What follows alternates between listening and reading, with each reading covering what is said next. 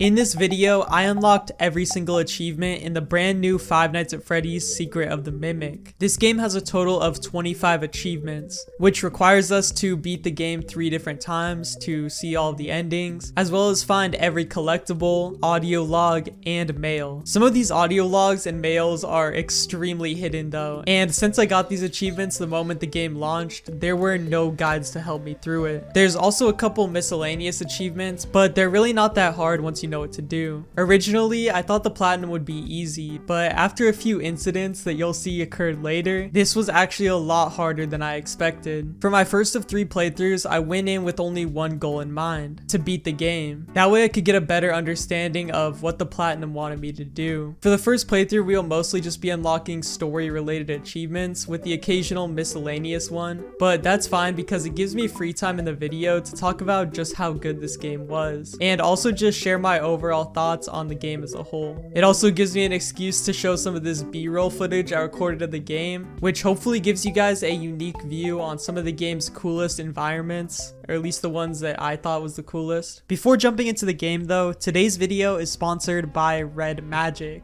This time I'm showing you guys the brand new Red Magic 10S Pro, which just like their other phones is designed to give you an unbeatable mobile gaming experience. To make sure you're running all of these games, this thing is loaded with some very impressive specs, such as the Snapdragon 8 Elite processor, the 6.85-inch AMOLED 144Hz display, and the Liquid Metal 2.0 cooling system. This thing is designed specifically for gaming, so not only do games run better, but they are also easier to play. Thanks to the 520Hz shoulder triggers, you can easily gain an advantage in games with lots of buttons, and especially in first-person shooters. This thing feels really nice to hold too, thanks to the slim, flat back design. With no camera bump on the back of the phone, it feels really nice to hold when playing in horizontal mode. The screen on this thing is also very impressive. It has a 95.3% screen-to-body ratio, meaning the bezels take up an extremely small amount of the display. The brightness and colors also look really nice on this thing. And of course, thanks to the screen being 144Hz, it's also buttery smooth. If you want an unbeatable mobile gaming experience, then head over to the link in the description to check out the Red Magic 10S Pro for yourself. With that being said, thank you once again to Red Magic. Now let's get back to the video.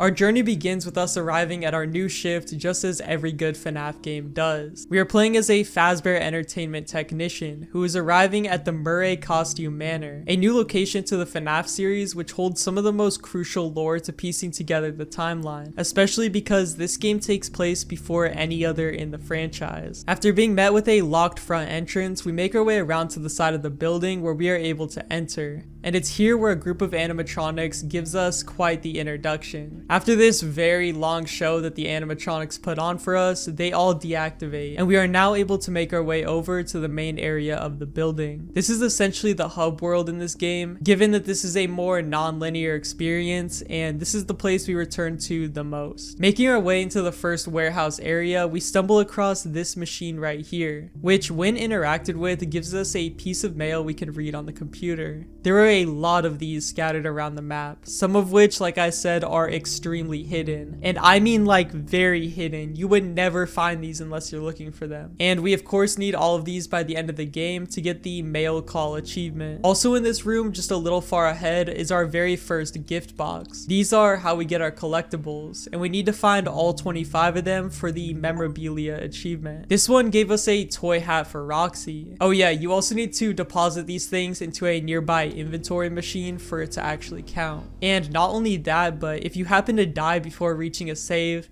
any mail, audio log, or collectible you picked up prior to that death needs to be picked up again. This became extremely annoying during the more challenging sections, as you'll see later in the video. After that first collectible, we make our way into the security office, and it's here where we meet the voice over the radio, who is guiding us and helping us stay alive, at least for now. There's also this upgrade station, which allows us to gain the next level with our data diver, giving us more access to different rooms across the building. This will eventually reward reward us with the executive permissions achievement once we unlock the final rank later in the game. I should also mention that on the main computer that's in every single safe room, we can look at various things like the mail we pick up throughout the building, maps of the location we're in, as well as moon.exe, which is a text-based adventure type of game that we need to progress to the end in order to reach the secret ending later. To be able to complete the game though, we first need to get all of the collectibles, so we don't have to worry about this yet. Our first main task in the game is completing a puzzle, which I'm ashamed to admit took me far too long to figure out the first time I did it. This allows us to restore power to the building, and from here we can get a crank out of the inventory machine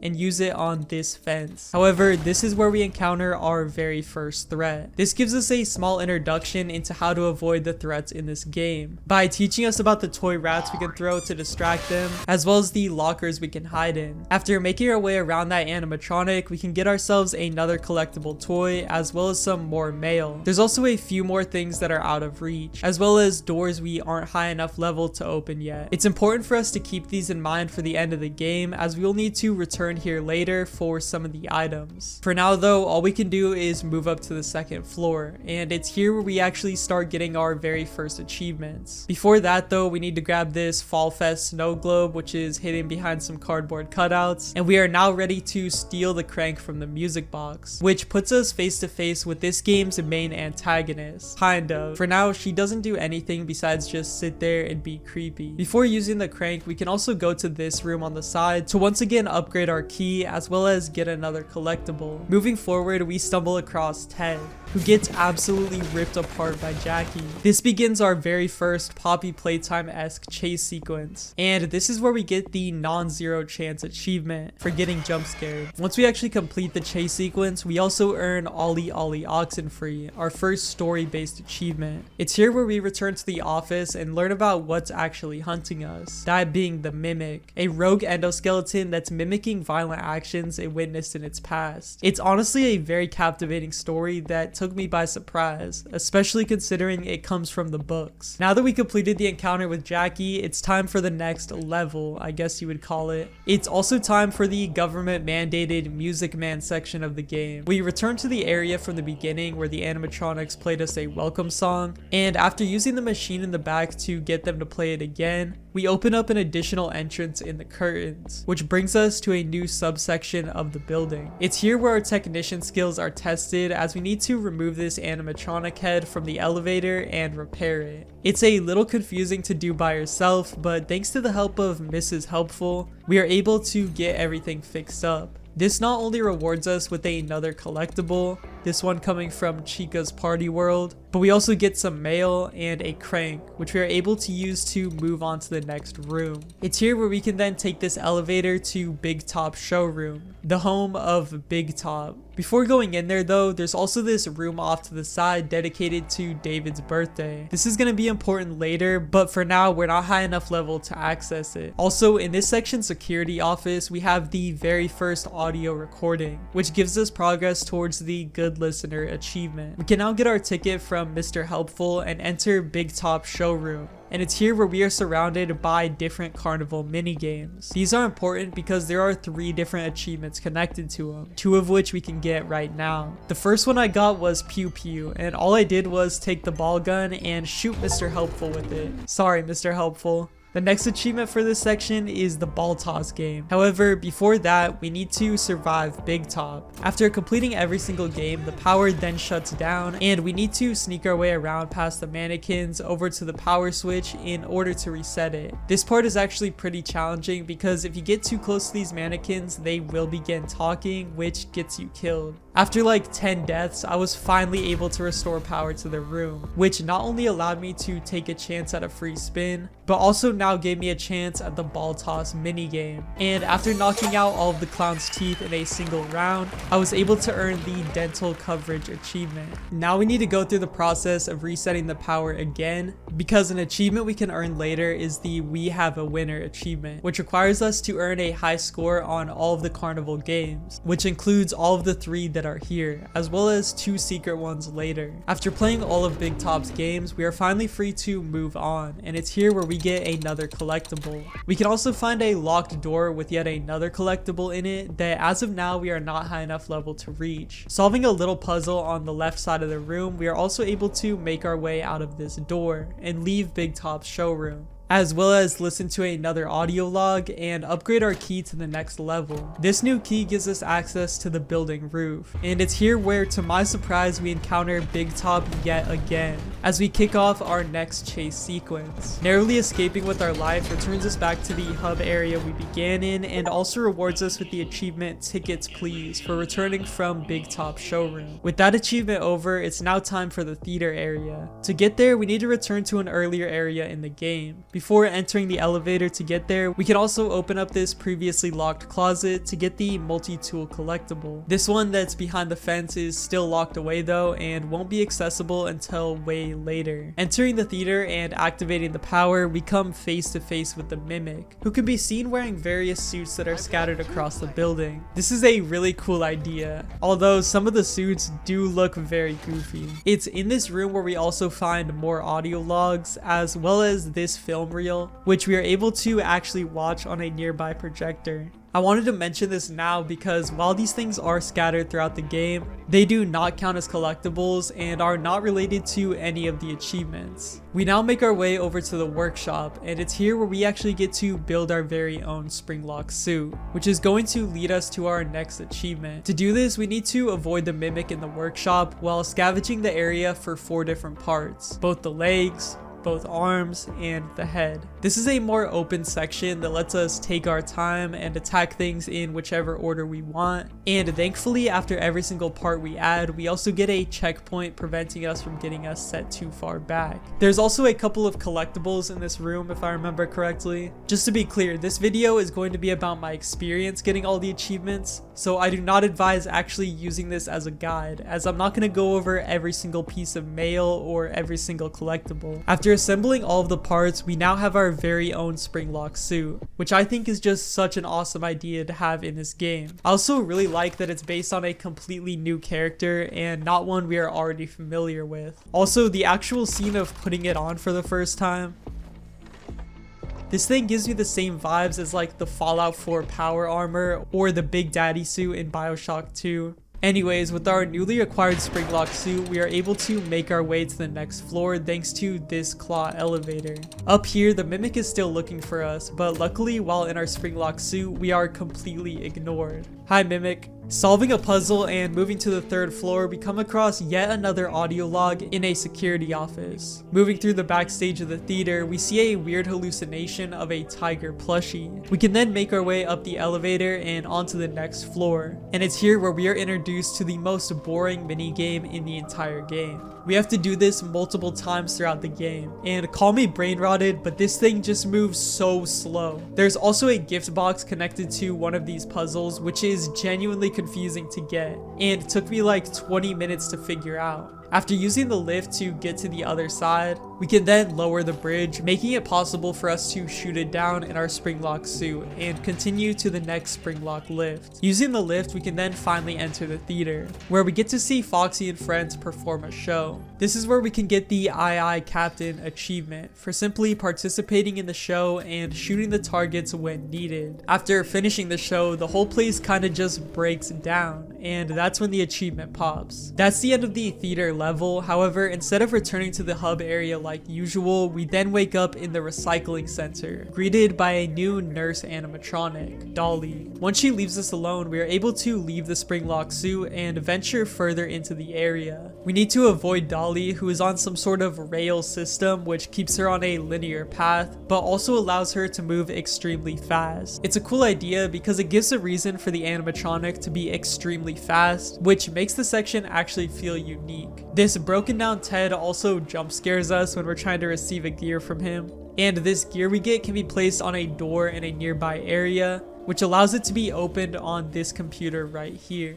We can now enter the much larger open area of this level. However, now Dolly can walk, and is hunting us down while we try to get out. Not only is there mail in here that we need to collect, but also multiple different parts scattered around the area that need to be picked up and placed into different machines. What's nice is the game puts various ways to distract the animatronics around, such as jackhammers, which make a very loud distraction. I also like how the generators are used in this section. It's really tense when you're forced to crank up a generator and hope you don't get killed while you're doing it. Using the generator to move this fan blocking a vent, we can enter this room right here, where Mr. Helpful tells us about the trash we need to pick up and put in the machines. And it's here where we now get to venture back into the place to scour it for various parts. While we're here, we can also see this weird blueprint thingy on the wall, which could be a hint towards something later. Also in that same room, we can once again upgrade our key, giving us the second to last admin upgrade. After depositing all 6 pieces of trash into the machines, we can then push this red button on the main machine, which opens a door for us to escape. It's time to queue up the next Poppy Playtime chase sequence. Except this one is cool because we actually get to kill Dolly, or at least that's what the game makes you think, as not even 2 minutes later, she comes back emerged from the lava. We now need to run away again, using the conveyor belts to pick up speed and ducking into the vents to avoid her at all costs. Eventually, after sneaking around for a while, we can find an elevator which we are able to use to just barely escape. Although, of course, things could never be that simple, so the elevator we entered immediately breaks down. However, a woman comes over the intercom system and gives us instructions on how to repair it from the inside. We once again need to do a repair task, this one being even more elaborate, with even the slightest mess up causing the elevator to fall. After fixing everything up, we are told to close everything ourselves, which I of course immediately messed up. After actually doing it right though, we get the achievement Technician, which is to complete all of the repair tasks. Strangely enough though, we actually have one more repair task left to do, and it's literally right now. So Dolly returns once again, this time beating on the top of our elevator mercilessly, which puts us under the clock to once again perform maintenance on the elevator. Following the woman's voice on the intercom, we once again realign the elevator, which causes it to shoot up the top of the shaft, crushing Dolly against the wall. This allows us to escape. I'm not really sure why we get the Technician achievement before the second fix,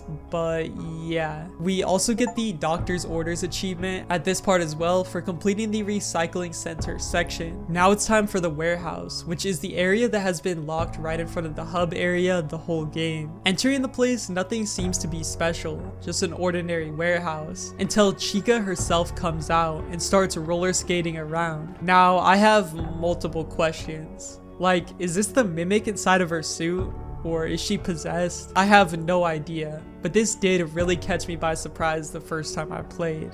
Avoiding her while roaming around the warehouse, we can find 3 different parts to a puzzle, which we are then able to solve to power up a door. This lets us move on to yet another one of these sections. Now they aren't inherently terrible, but like come on, they move so slow. And it wouldn't be a problem if this room was one and done, but there is also a collectible in this one as well. So you're gonna be here for a good minute. Finally making our way through though, we find ourselves in a new area that will be our hub world for a little while. You'll see on playthrough 2, I was stuck here for a minute. There's also several things I missed here on my first playthrough, like a few different collectibles as well as a hidden carnival game, but we'll get more into that after playthrough 1. Moving forward, there's some more mail and another audio log, and it's around this area where they really start to pop up more frequently, especially the mail. And because this section is arguably the hardest, you need to be careful to make sure it saves after you listen to one. Oh yeah, also going off the beaten path brings us above the welcome show, where we can see a prior Fazbear technician hung up in a suit,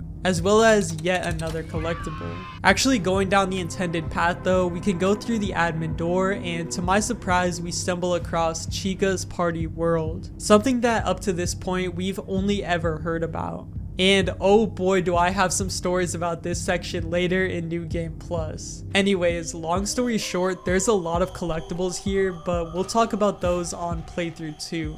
Again, for this playthrough 1, I was merely trying to survive. We need to sneak through this extremely claustrophobic office space, and if that wasn't bad enough, scattered around are these Mr. Cupcakes with legs that will begin to dance around and be obnoxious at the slightest glance of you. This means you will be constantly alerting Chica in this section, forcing you to act fast and plan your moves from locker to locker. Oh yeah, and the cupcakes can kill you too, but they'll only do it sometimes, I guess. Like, I swear, I would be on such a good run, and at the most unexpected time, one of these guys would just kill me. After finally making it out though, we can enter the second floor. And man, I just gotta say, this game's environments are gorgeous. Not only is the fidelity extremely impressive, but every corner of the map is dripping with character and detail. In this upstairs area of Chica's party world, we can once again use the projector to watch some of the reels, as well as get the final upgrade for our keycard, awarding us the Executive Permissions achievement. With this newly found executive access, we can move into Edwin's office, the owner of this whole establishment, and the one who created the Mimic. I know I'm not going in depth on the story, but he's kind of the main character.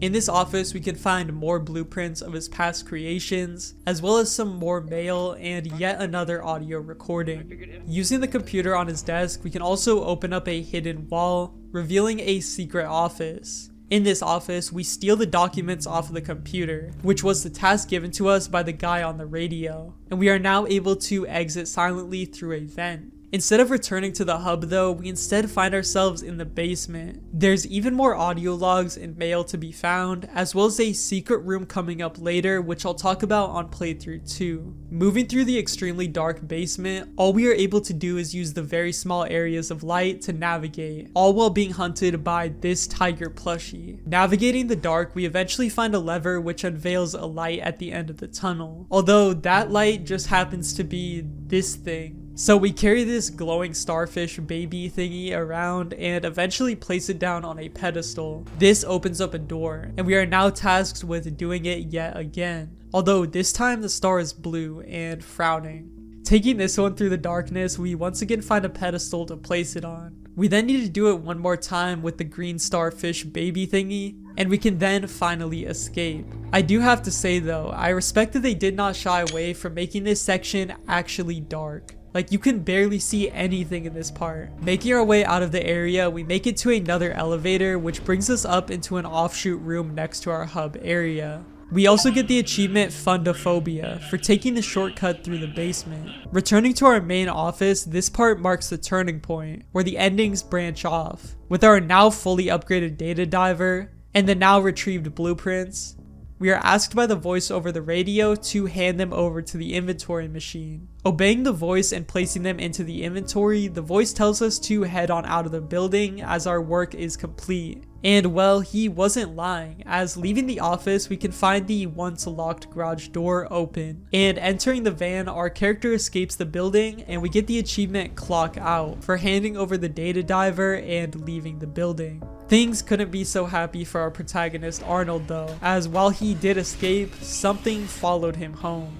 We are then rolled the credits on what is essentially the bad ending, as we see the prototypes of the original FNAF 1 animatronics performing. I don't know if it's the way the lighting is done, but this section was giving me straight Final Nights vibes. If you guys have seen my video on that game, you might know what I'm talking about. Now, luckily, after getting the bad ending, you are not forced to replay the game and can actually hop back into the last save checkpoint, which is honestly such a good choice. We still have to replay the game on New Game Plus for the secret ending anyways, so it's just nice they save us a little time there. There's also so much more content in this next ending that I think every single player should be able to access it. So instead of giving our data diver over this time, we can instead hop on the computer and with our executive key run a little program called parachute.exe. This not only pops another achievement for us, but also opens up a secret entrance in the main office. Entering this vent, we are able to crawl through a passage we seemingly weren't meant to access. This passage eventually leads us back to the welcome show area, and here we are able to make the animatronics play a new song, the goodbye song, as we press a button bringing us down to yet another section of the building.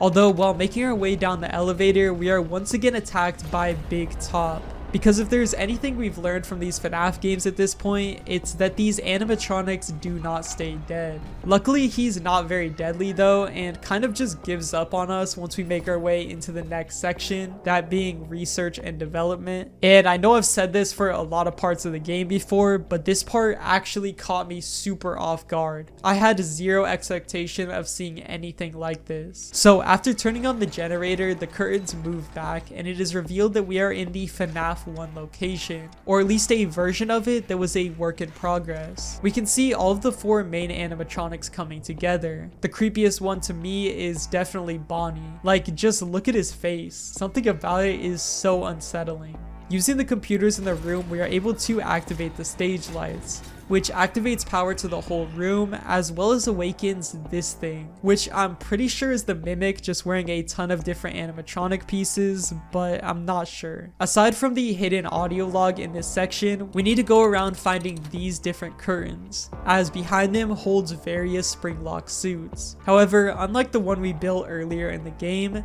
these ones are old. And wow, was this a cool part of the game. The spring locks to me is one of the coolest things in the FNAF story. And to see various different versions of these suits, like the alligator one or this dog one, in such high fidelity is so cool as a longtime fan of the series. There's also 2 of these suits which I think are meant to be Spring Bonnie and Fredbear, or like a prototype version of them. Now to me, these models do look a little bit silly if it is actually meant to be those infamous suits. However, it is still cool to actually see them in the game and be able to wear them. Anyways, Springlock discussion aside, the actual gameplay from this section is really cool as well. Instead of being the one in the office defending from the animatronics, this time the roles are reversed, with us needing to wear the various animatronic suits and use them to strategically attack the thing in the office in order to drain the power. We could do this by placing the suits one at a time in front of the various cameras. Not only is this section putting almost all of the tools of the sandbox into use at once, but also narratively, having the roles reversed from the first game is such a cool idea. The reveal after draining the power in the office is also just as surprising. Instead of it being another person in the office, we are instead met with a artificial intelligence, one that goes by the name of Fiona. Now, I know that I've complained about the FNAF series going too sci-fi in the past, but at this point, I've just kind of accepted it. Like, this thing is straight out of System Shock. But at the same time, this is the most grounded FNAF game we've gotten in years. So moments like this, I just have to learn to appreciate for what they are. After conversing with Fiona, another hidden passage opens up right behind us, which brings us to yet another stunning environment. This one being a hidden off back room that leads us to a sort of tram system in the building. There's also another audio log right here on this table. Boarding the tram with this little Freddy, we get the achievement Think Positive for taking a ride to the main house, which is exactly where we're off to next. After driving through some visually stunning areas, we finally arrive at Edwin's house for one final encounter. We are now set free in Edwin's house to roam around and look for various film reels. We are then able to take all of these film reels to a room upstairs where we can then watch them. Each of these 5 tapes contains a portion of a recording that happened on Edwin's son David's birthday. Each tape contains a number at the end, so it's up to us to assign these numbers to each of the reels and then organize them in chronological order to get the code. This is the code that we will use to open the door outside of this room and escape the house. These tapes are actually fully animated and are really cool to watch. Actually being in Edwin's house after hearing about him the whole game is also really cool. And this place, just like every other area, is packed full of so much life. There's also a few things to collect around here as well, so we'll need to scan the building thoroughly. Anyways, after finally getting the code to the door, which is actually very hard to do, we can finally unlock it and move forward. Here we get some more mail and can also see this neat little replica miniature of the building. Going up the stairs also reveals yet another office, only this one seems to have blown up. The audio log also adds to this, with Edwin casually explaining how a detonation had occurred. Using Edwin's computer, we can access the surveillance room, which opens up yet another hidden passage, this one containing another computer. After running a program called cradle.exe on the computer, we are then greeted by the Mimic, who despite our efforts to close the door, begins to chase us down. This triggers the final chase section of the game, which is by far the best. Would this really be a FNAF game if the entire building didn't explode and burn down at the end? In this part, we need to quickly navigate the exploding building as we are surrounded by other smaller sentient robots who also seem to be trying to escape. The concept is so overly ridiculous to me. However, with the way FNAF stories have gone in recent years, seeing these little sentient robot thingies trying to self-preserve is one of the least surprising things in this story. And also, it's kind of just silly to look at, so I don't really mind it. The Mimic tries multiple times to stop us, but is eventually crushed while confronting us on a bridge. This is when we are given the perfect window to escape and take the Freddy tram out of the area. It's here where we can then escape the now burning building and enter our van to finally leave this place for good. Something that I did not expect though, just like the previous ending, we are once again followed out of the building by the Mimic. Only this time, the Mimic reaches into our car after it crashes, stealing the data diver off of our neck before walking off into the nearby forest. So yeah, that was ending number 2. Also kind of a bad ending, at least for our protagonist, but hey, at least we got to blow the entire building up. We also get the achievement Unfinished Business to keep the data diver and walk off the job. Alright, so now it's time for playthrough 3, which is technically only playthrough 2 since we were able to start back at the last checkpoint, which means we are able to go in on New Game Plus. Sadly, we don't keep the levels on our data diver, but we do keep every single collectible that we got on the last playthrough, meaning we just need the ones that we have left. Going through the intro section of the building and making it to the main office of the game, there was a brand new collectible to New Game Plus waiting for me. That being none other than the tiger plushie that hunted us towards the end of the game. This thing also surprisingly comes into play later. The first place I checked for a missing collectible was this door right here that was locked with a code. Going inside, we are met with just a film reel in a cabinet, as well as another locked door, which requires a higher level access to enter, which means we are once again going to have to come back here later in the game. The first achievement I got on this third run was Boop, which is to boop the clown's nose during the ball toss minigame. I did this in one of the hidden ball toss games that is located up the trolley in the warehouse. This is one of the 2 hidden minigames which will help us complete the We Have a Winner achievement. Also, if we hit out just a few of the teeth on the clown and then crouch under them, we can find a very hidden vent behind it, which leads us to another collectible, this one being a toy of David's name. This is one of those hidden areas that if you're not paying attention is just so hard to find. After completing this, I also realized there could be one more hidden behind the other ball toss minigame in the Big Top showroom, and to my surprise there actually was, and back there is a whole new expansive area. In this area, if we are able to avoid the Mimic and navigate the very cramped corridors, we can find this whole extra room which rewards us with the achievement Good Night Sleep Tight for entering the Storytime showroom. Here we can find some more hidden audio logs as well as a collectible of this thingy once again. At this point, I was sitting at 22 of 25 collectibles. It is now time for the final hidden carnival minigame. Towards the end of the game, before entering Chica's party world, if you run up to this red garage door that's against the wall, it actually opens, which was a huge shocker to me when I first discovered it, because I'm telling you guys, I was searching this place for hours trying to find this minigame. In this hidden room, there's also some mail on the right which we need to collect. The hidden 5th carnival game is another shooting one, this time involving Roxy. However, the only difference is this one doesn't come with a gun,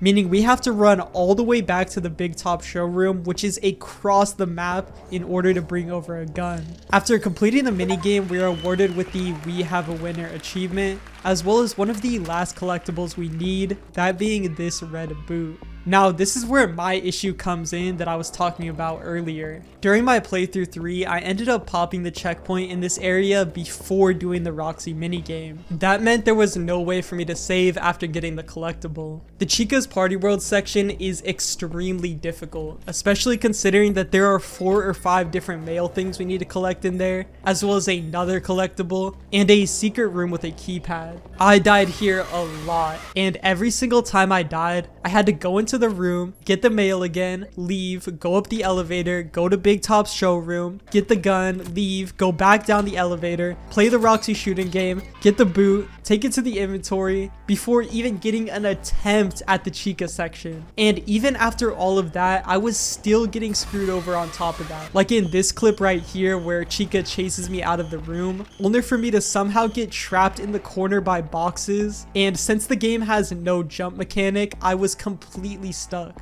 Or this clip that happened right after that attempt, where I literally crashed moments away from completing the section. Needless to say, this Chica area gave me hell. So hopefully if you decide to run all these achievements, you don't pop the save too early like I did. Anyways, within Chica's party world, there's another door with a keypad on it that when entered unlocks a party room, that belonging to David. This not only rewards us with the belated birthday achievement, but also the Mr. Cupcake collectible, meaning we only need one more collectible to have them all. Before finding that though, there's a hidden room we need to access within the basement. After grabbing the blue frowning star, we need to roam around the place aimlessly in the dark, purposely going off the beaten path, which will eventually lead us to this vent. This vent unveils a brand new hidden room, which contains work in progress endoskeletons as well as another audio log. I'm not really sure what the audio log said though, as I was more busy getting distracted by this thing's defiance of gravity.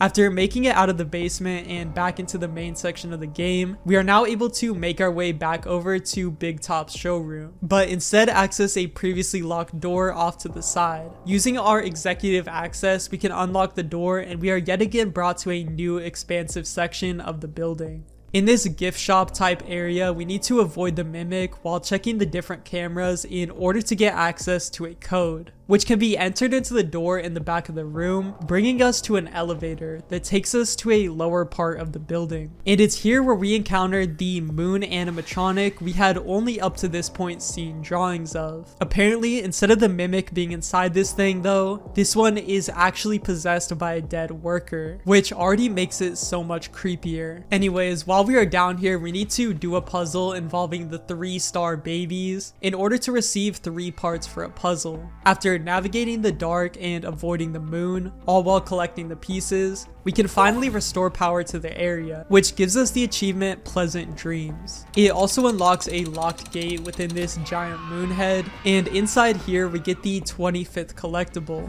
which can be deposited into a nearby inventory to grant us the achievement Memorabilia. This is the final stretch for the 100% achievement, as we only have a few left to go. Now that we finally have 25 out of 25 collectibles, that means we are finally able to play the moon.exe game on the computer in our office. Now, we were able to play the game from the very beginning, but as we collected more items, they became available in the moon.exe game, which allows us to get through the entire thing. I'm not going to go through the whole thing because it is essentially just a text adventure game with some pixelated visuals, but it did go on for a pretty long time, like over 30 minutes. But that's mostly just due to how slowly the text reads off. After completing the whole thing though, we get the achievement Master Adventurer. And as you can see, when we get off the computer, our data diver is now hacked, which is going to allow us to get the secret ending. Pushing through the next section of the game and returning to the FNAF 1 area,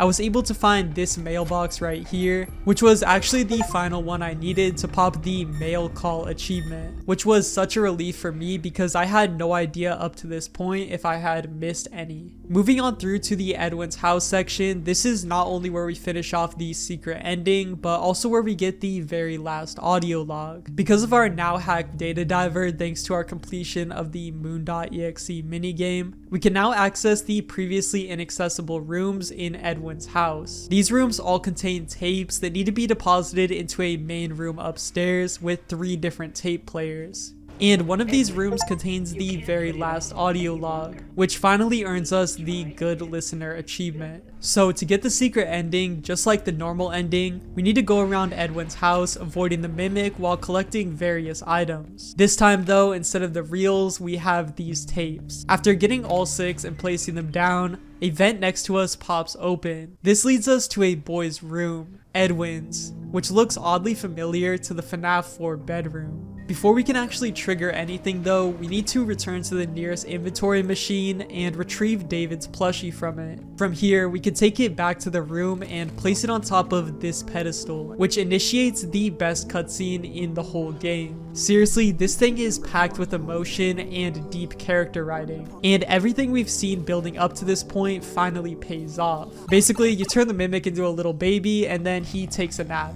The end. And there it is. That is the Five Nights at Freddy's Secret of the Mimic Platinum experience. I really hope you guys enjoyed the video, and I appreciate every single one of you for watching this far. Also, once again, thank you to Red Magic for sponsoring today's video. With that being said, I love you guys so much. Thank you all so much for the support. And with that being said, I'll see you all in the next one. Peace.